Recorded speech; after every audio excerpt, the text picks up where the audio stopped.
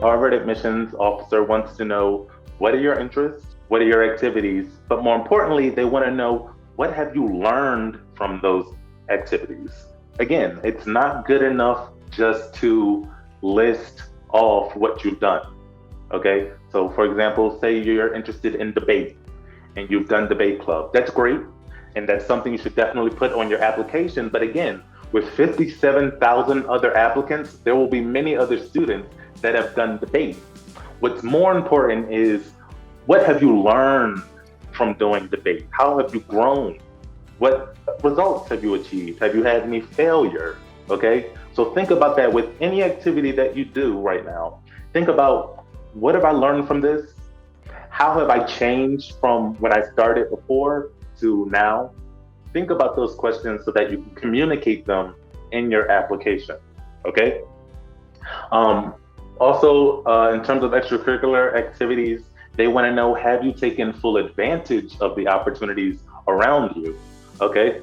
And this is very, very important.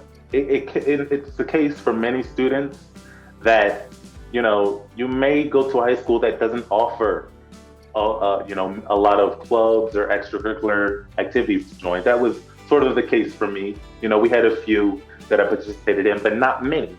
Okay, so what did I do? I looked outside of my school for things that I could do. I volunteered at hospitals. I was involved in my church community. I did other things. I took full advantage of the opportunities around me generally, not just in my high school. Okay, and so they want to see that from you. They're also, another thing that they're grading while they're looking at your application is, what's the quality of your activities. Okay, you cannot think that you can just list a ton of extracurriculars and then think, okay, that's impressive, right? I've done 100 things.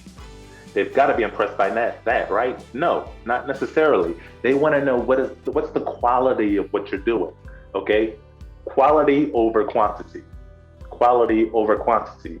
Also, in your extracurriculars, they want to see genuine commitment. Okay, how do you show genuine commitment? Well, one thing that shows a genuine commitment to an activity is duration, the duration of time that you've been participating in that activity. So do not wait to the last moment, maybe your 11th year in high school, to cram in a bunch of activities.